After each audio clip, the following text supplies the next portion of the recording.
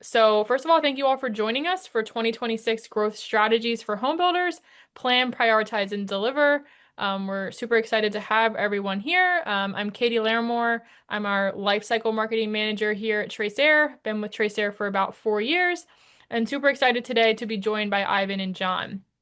Um, John McManus is the publisher of the Builders Daily and Vice President of Homebuilding at HW Media, and Ivan Lvov is our CEO here at TraceAir. John has spent his career helping builders and developers make sense of market forces, and Ivan works directly with land and construction teams who are trying to plan faster, spend smarter, and deliver more with less. Together, they bring the 30,000-foot view and the on-ground perspective of what 2026 will really require from builders and developers. And now I'm going to let each of them tell you a little bit about themselves before we dive in. So Thank Ivan, you, Katie. tell everyone. Yep, go ahead. Yeah, thank you, Katie, and hello, everyone. My name is Ivan Lvov. I am the CEO of TraceAir.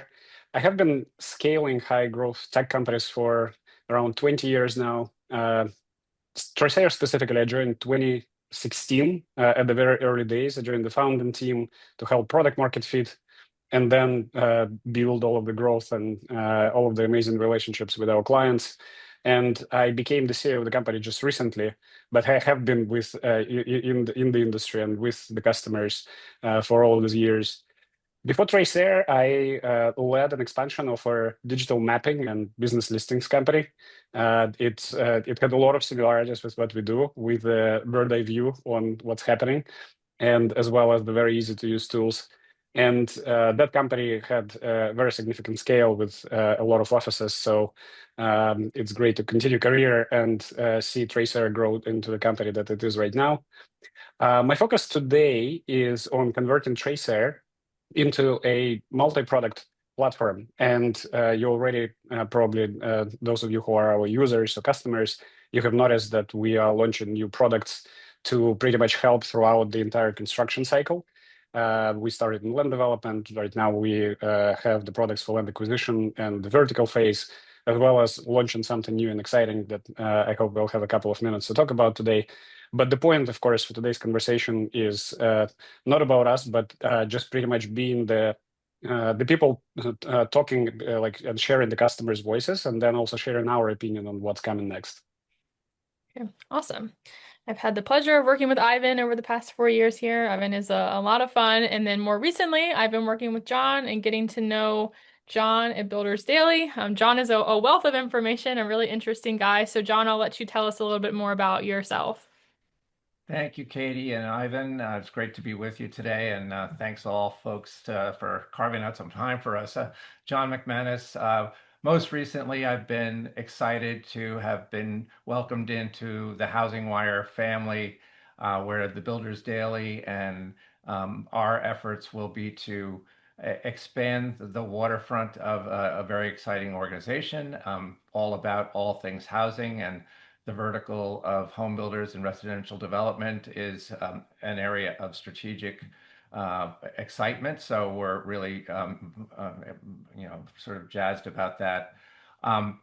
Prior to that, I had, after a long career working for media companies of varying sizes in New York and then in Washington, working for organizations that focused on everything from consumer insight and intelligence to demographics, and over the last 20 years, getting to have some relationship building with a really amazing community, the people who are makers of homes and neighborhoods. So have been doing that for a long time, have gotten a lot of friends in the community and learned a whole lot about that over the last 2 decades. And I'm so excited to see some of the inflection in how those businesses have evolved. In a time that for the last decade or so, it's been a pretty strong growth cycle for a lot of these companies, and now we're sort of hitting some challenges that have not really been so forceful until the last couple of 18 months, 2 years. But there's certainly a whole DNA in the business community that has to do with character and business cultures. And so that's what makes this community so exciting to be a part of and bring analysis to and celebrate what they do well and challenge everybody on what we feel they can do better. Awesome. Thank you guys both for introducing yourselves. And now we will get into the conversation. So I'm going to stop sharing this screen and let me move my windows around here a little bit. Okay, so I'm sure most of our guests here today are builders and developers, and they are really feeling the pressure of rising costs and regulations. So, John, how about you give us some insight on what is putting the most pressure on builder margins going into 2026? Sure, and if we have all day and tomorrow, we could really sort of cover this adequately. But 2026, as we've kind of looked back on what we have been taking note of and clocking into, 2026 is going to be a year where home builders and their partners can not afford invisible risk, make mistakes on land, on time, or on people.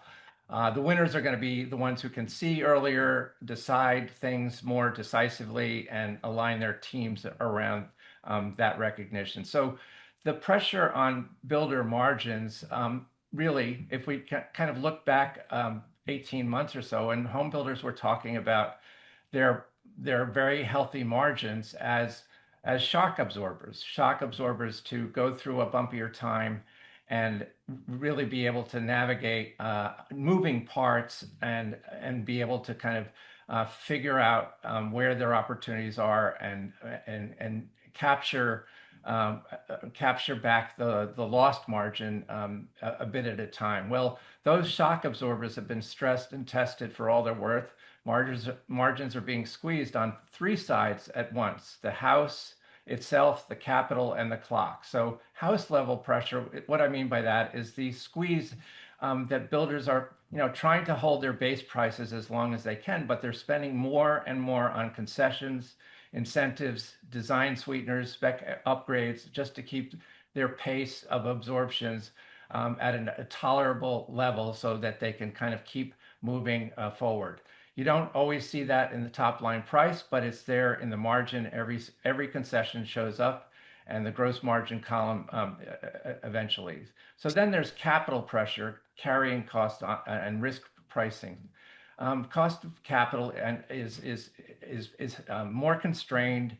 It's higher. The terms are tougher, and the borrowers, the home builders, particularly private builders who have personal guarantees, are a greater risk, and so they have a greater pressure to keep their homes selling so that they can pay their covenants and keep them in compliance and that sort of thing. In this environment, land that doesn't turn quickly is a margin leak, so it's not an asset. So then there's timing pressure, delays, rework, and friction. So the third squeeze is the calendar. Every delay, every rework order on a site is a margin event now. It's not an inconvenience. The business used to be about absorbing slippage. Now 2026 is not that kind of year. So that's why I keep on coming back to visibility. And Ivan, if you can't see where your time and dollars are leaking on a map, on a schedule, you can't defend your margins. That's where tools like TraceAir and what your team is doing on site intelligence can turn what used to be guesswork into something you can actually manage. Yeah, John, thank you. I really like how you said it. The developers cannot afford the invisible risk anymore. Back 10 years ago when we started, and we started by speaking with dozens, if not hundreds of customers, trying to understand the problems. The problem with land development and the site work had always been it's like very unpredictable. Like sometimes out of the blue you get a huge issue, and it may be tens of thousands, it may be hundreds of thousands of dollars, and then suddenly all of the budget, all of the schedule is already not there where you started. I think that in the current conditions, with everything that you outlined, it's not like the problem became new, right? But the squeeze from, as you said, all of the sides, like that sandwich of the buyers not being willing or able to buy in the current conditions, but also the costs still going up, like just naturally and gradually, right? Like just squeezing the margin and not leaving any space other than just work efficiently and pretty much uncover what was hidden. And that's an interesting environment. Definitely not the best times for the industry, but at the same time, I feel very hopeful because usually at the time, when the struggle or the suffering from the existing state, from the status quo, overcomes the fear of change, usually something good happens. So I will maintain the positive note on that front. And yeah, and if like we were speaking with executives at one of our customers recently, and they outlined an interesting thing is just across all of the departments, all of the groups within the home builder, our customers are looking for the ways to improve, and at the same time, like the impact of either a single issue may be very different. And this is also very interesting that if for example, there is a hiccup, there is a change order, like there is something unpredictable happens on the side, there is nothing to absorb it with, right? So that's the time where mistakes are like almost not allowed, and that is pretty tough. Mhm. Yeah, that's really great insight. Over the past couple years, we've been hearing a lot repeatedly about supply chain bottlenecks with materials, lots, especially labor. John, in conversations that you're having with builders and Ivan, are you guys seeing where that's getting any better, or are we thinking that's going to continue to be an issue going into 2026? Well, Katie, I think that if you think about some of these issues, they're structural. So you can get through some of the acute pain, but they're kind of like mercury. They take a different form. They're very hard to lock down. Labor lots and logistics are still tight. It's just that in different ways they're tight. From labor, you're going from a shortage to a skills gap and an age gap, and the emergency phase of no one showing up on a job site may be getting easier, but the underlying labor story is really a decade-long issue in terms of getting the right people in the right positions, right skills, and right capabilities, and a lot of that has to do with the fact that more people are aging out still of construction trades than coming into them. And that's going to take something that we haven't thought of yet to kind of have a pivot on. You've got aging core of superintendents and trade leaders, and when you start to have those people leave the job sites, you're not getting that kind of hands-on training of the younger workers, so you're more susceptible to kind of job site issues because you don't have that veteran of the sites on there. For lots, lots, maybe the amount is less important than the actual location and quality of the lots. So most builders aren't lot starved in the aggregate, but the bottleneck of lots that are going to move and be desirable in this kind of bumpy, spotty marketplace really are where all that make all the difference. So and yet as well, there's entitlement choke points on off-site work, utilities, and other kind of permitting that makes it so that lots are difficult to put on the ground no matter what. And then materials we've seen, through the Liberation Day period to the present, there's some, volatility and unpredictability and uncertainty around the cost, the timing, and all of the kind of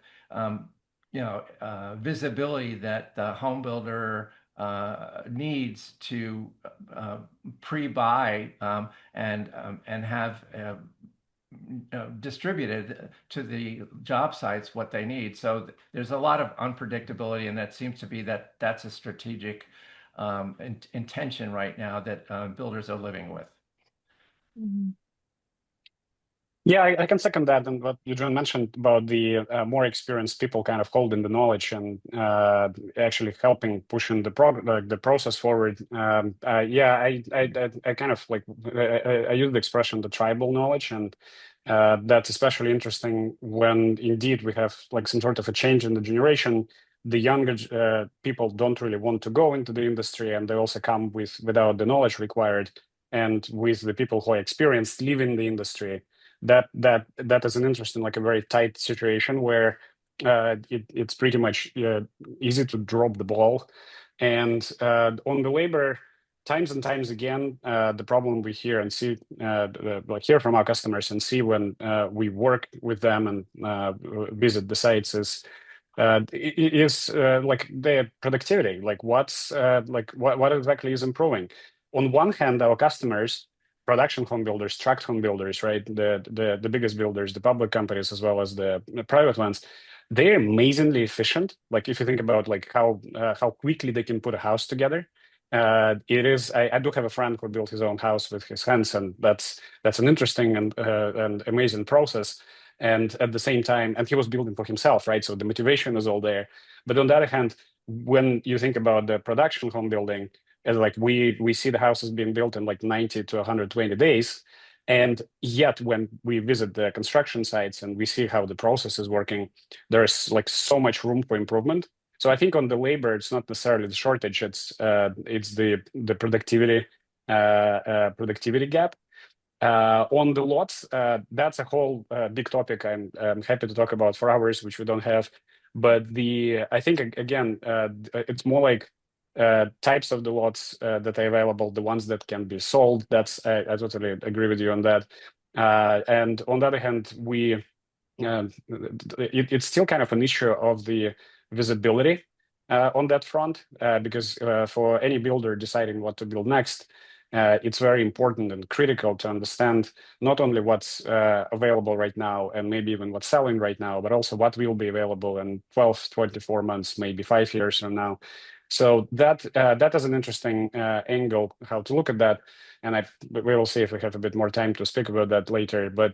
And like finally on the materials, what we observed during the COVID and the kind of this commodity volatility, I think that has calmed.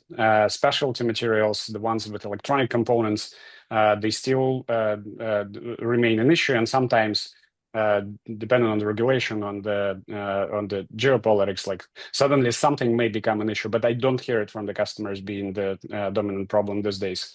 So it's the bottlenecks are kind of still present, maybe with a slight different angle. But coming back to the previous question about the pressure on the margins, with the same problems, but with the pressure from both sides and that sandwich, that is becoming an ever-increasing problem to my mind.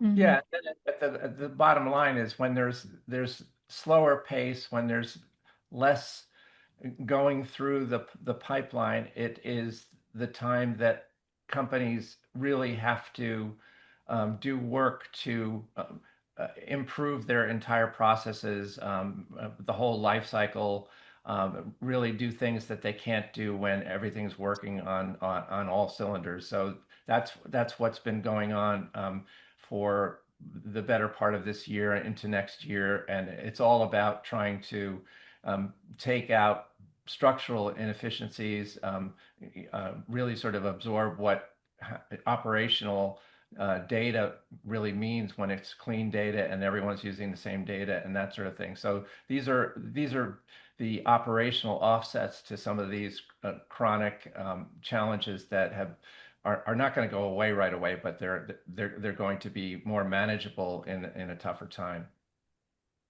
Mm-hmm. Awesome. Yeah, that's great insight. I wanted to say real quick as well, I forgot to mention this in the beginning, but we will have time for Q&A. So as we're chatting here, if anybody has any questions, just feel free to throw them into the Q&A box. But that was great insight, John and Ivan. I think that leads in really nicely to our next question. There's definitely still a housing shortage, and I'm reading a lot in your articles, John, about demand and hearing that from our clients. It seems like demand is there, but it's fragile. Builder confidence seems still cautious. Seeing a lot of communities leaning on incentives and rate buy downs and price adjustments just to keep sales moving. So, what do you think demand looks like, and how is that going to help builders shape their strategies going into 2026? Sure, and I think I would be an idiot to sort of say with certainty what it looks like, because when you talk to somebody in the morning and you talk to them in the afternoon, their entire picture may have changed just by on what's happening in a micro market, a sub market, that sort of thing. So I think that there is everything everywhere and all at once going on with respect to demand. I know that it's slower. I know that it's a very tough period in general terms, but it's kind of so filtered and fragile in different places. And then um, we heard from the Toll Brothers call yesterday that the positioning around an affluent customer has provided some resilience. So what we're seeing is that there's different kinds of demand that will be relatively resilient within even consumer hesitation periods and in pricing out and around sensitivities to the home prices and the interest rates. So there's certain kinds of resilience that can be detected and recognized and then targeted in this environment. So what we're looking at is, this group we call the life happens buyers. Life happens having to do with demand that is there from households that tend to have to move, new baby, new job change, divorce, multi-generational needs. Those buyers really have compelling household, imperatives that really make it so that they're put into the market with less discretion around the timing. This, and at the same time, discretionary buyers, the ones that the up market, luxury and affluent positioning, they are finding demand, providing they can convince people who may be hesitant about whether this is the right time or not the right time, but they're really thinking about their dream home. So it's really getting those folks to, with the discretionary means, to buy either with all cash or a great deal amount of cash as part of their purchase and are less sensitive to either interest rates or house prices. What they want is to be in the home in their timing, their desire, and that sort of thing, but making it so that they're compelled through the messaging and the community opportunity and that kind of thing, the customer care, to make that decision now as opposed to waiting. That's really what the challenge is. And then there's the payment, payment not priced around the more entry level. So for most buyers, the monthly payment is the battlefield. Builders are structuring their incentives, smaller footprints and specs to hit very specific payment thresholds, and that is finding some uh, level of success. Some people are gaining some market share in communities by being the one that those types of buyers are finding to be the right choice. And then demand also is shaping land and product strategy. So smart builders are using demand signals, online leads, and other kind of traffic to decide which phases to bring on, which SKUs to push, and which deals to walk away from.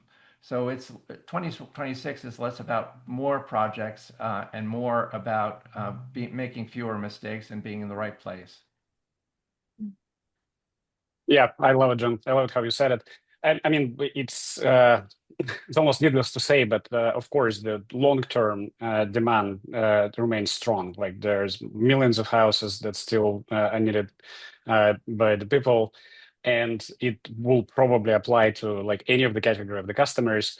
In the current conditions, it kind of, I think, if before the sales would be and like a certain distribution would be like kind of filling almost every bucket. I think right now we have fewer buckets available, right? As you said, there are life happens customers, are the customers with their own money, and for them, the market, and especially in some of the areas. I can give you an example of Austin, Texas, where I live now, and it like there is a plenty of houses available, and the prices are dropping significantly. So if you have capital and you already were thinking about buying a house, that may be not the worst time. On the other hand, the first-time buyers with all of the capital of affordability or lack of thereof on the financing side, it makes it very tough. We see with our customers, we see quite significant differences in the level of activity in different regions, almost to the point that some of the areas, we call them hot geos, they seem to work as they worked before, and they seem to be growing, and other areas may be dropping significantly. So we definitely like just following our customers' activity. We can see this like spots across the country that still remain strong.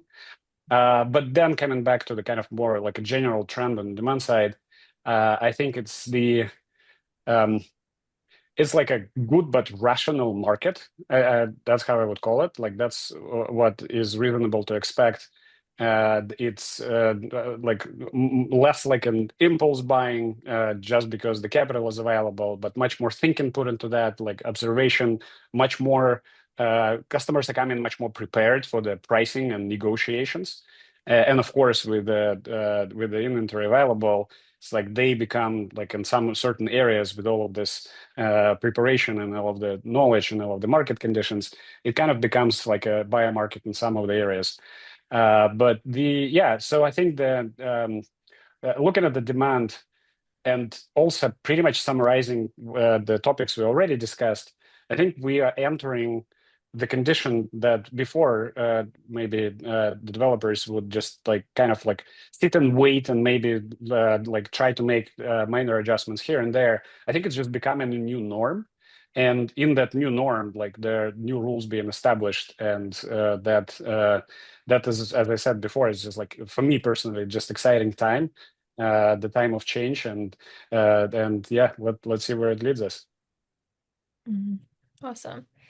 Yeah, that's really great insight, Ivan and John. Ivan, this probably is a good question for you. Maybe you'll be able to expand on this one some. But where does sharper visibility and technology actually help move the needle and help our builders? Yeah, well, that's definitely something we're doing every day, both with the technology we have and looking at the new opportunities. But at the same time, whether this current condition or 2 years ago and maybe probably 5 years in the future, I think it probably would be mainly like eliminating rework, like making sure that you just don't do things twice. In the site work scenario with the problem that we discovered with customers and actually actively helping solve is like, for example, moving dirt twice. It's like if it's pretty much like a very big hit on the margin, right? So like, and then the dirt example is only one, but like every time a mistake is made and you need to redo something inside the house in the site work phase, it's just terrible and a big like very big impact on the budget and the schedule. Um, Shortening the cycle times, that becomes even more important, I would say, in the current conditions. Specifically when, as John mentioned, like just being like smart and trying to be proactive about the demand, like using all of the means to understand where the customers are going to buy. And then from the point you get this information, of course, like if you start the house, you need to finish it as soon as possible. Site work and land development phase, it has even like more potential opportunities for significant shifts in the schedule that would lead to, well, I mean, kind of miss the opportunity, miss the window in that market, and if your competitors are faster, right? So it's most of the customers just keep repeating it as a mantra, like cycle time is everything. I think that the trend that I even during my time at TraceAir and like in the industry, I observed that the next component is becoming more important, and I hear it more and more. I'm talking about empowering trade partners, right? So it's like one thing you treat the companies working for you as contractors, well, consultants. On the other hand, even the word trade partners is coming into conversations more and more. And the logic here is like when you're working on something as complex as the construction project with a lot of moving pieces, the more visibility your trade partners have, the more data they have, like the more intelligence they have to make the right decision at the right spot, right? So the better the whole process becomes. And I mean, specifically at TraceAir, right? Like we kept that in mind while building our technology, and I'm talking about the current portfolio of products, which is on the site intelligence side, right? It's the but also like the same would probably apply on the bigger picture and the market intelligence we are working on right now. But the logic is. If everyone is looking at the same information and have access to the tools to analyze this information, people can do amazing things. People are insanely creative. They have a lot of energy. They're very collaborative in their nature. But if the sources of information are limited, if you cannot make sense of the information, right, that becomes like a serious bottleneck. So I think this is where technology can help tremendously. And I see this as kind of a rising trend. And I just mentioned the word market intelligence. I think that's where we see a lot of new players coming up, and we are also making significant bold moves into that direction. Where just with the, for example, like I will speak about what we do is we our solution, like our core competency, is in the reality capture. So we have the expertise, we have resources, we have technology to acquire the large amount of data over large territories in a very quick time and do it on a regular basis with very good cost that allows us to share it with the customers at the reasonable price. So with all of that, it's like just thinking about what's there in the market right now, the construction analytics at the level of the region or at the level of the macro region or the submarkets, and then providing this information to the customer together with some tools to make sense of what's going on and where the trend goes. And then as we move along and keep scanning every single construction site, right, that is available there, with every little new, like with every monthly data point, for example, right, then you would be able to go back, back into the past and look at the cycle times, how they change, what is the production rate, like what is the cycle times going on, and predict it into the future. So I'm giving our example, but we see a lot of great technology companies and tools coming into the scene, providing much more visibility, because of course at the level at the land acquisition stage, that's a critical decision. Like if the mistake is made at this stage, it's very hard to fix with anything later on during the construction efficiency.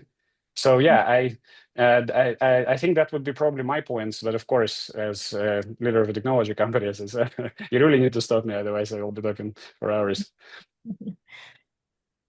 Yeah, John, I'm not sure if you have anything to add to that, but I can say at least during my time here, or 4 years of talking with clients and visiting clients, it really is just amazing, like how the projects are so big, they're so spread out, especially when we're dealing with master plans. And it just has been so interesting learning about how small problems can just snowball out of control so quickly. But yeah, John, I'm not sure, you chat with builders a lot, if you're hearing anything about technology on your side. Sure. Well, I think it's a moment of truth. I mean, not that it's brand new, but the moment of truth has to do with what I talked about from the very beginning here about invisible risk. Okay, so invisible risk, when technology helps to move the needle around turning that invisible risk into a smarter decision, especially as Ivan was talking about with land, utilities, rework.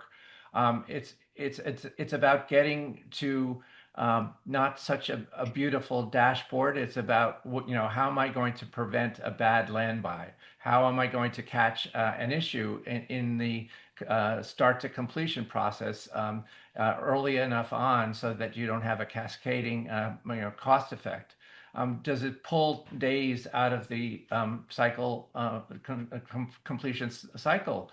So it's not about the software, it's about the decisions that you can make now that you don't regret that you made, a year or two later. So from where I see it, I think that technology does have a great kind of opportunity to help the home builder and their partners appreciate where those risks have always been lying, but to be able to see them and appreciate them and forestall them causing more problems in their workflows as they go forward.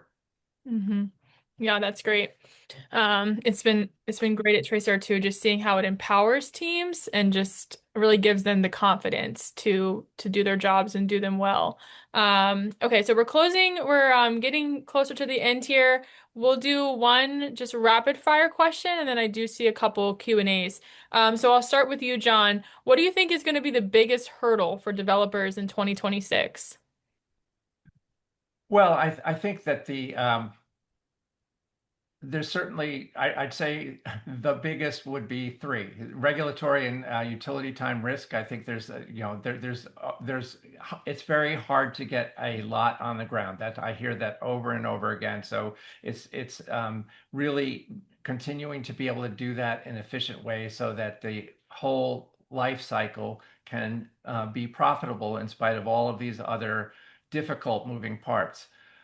A second one is, that teams overall are going to be thinner due to expense reductions and things like that. So they're being able to get more capability with fewer people, I think is going to be a challenge. And then finally, capital, patience, and trust. So I think that people who are in relationships with financial lenders, investors, continuing to be able to make good on those relationships and be trustworthy and be able to continue to produce at a level that makes their companies functional. That's going to be a challenge. I think there's a lot of moving parts. There's a lot of uncertainty and volatility that make all of those. I think it's a period where uncertainty is almost an intentional part of this policy regime that we're in. Mhm. Awesome. Okay, a Q&A came in. This one's for you, Ivan. How do you see TraceAir evolving over the next 2 years for builders and developers? Uh, well, that's a great question.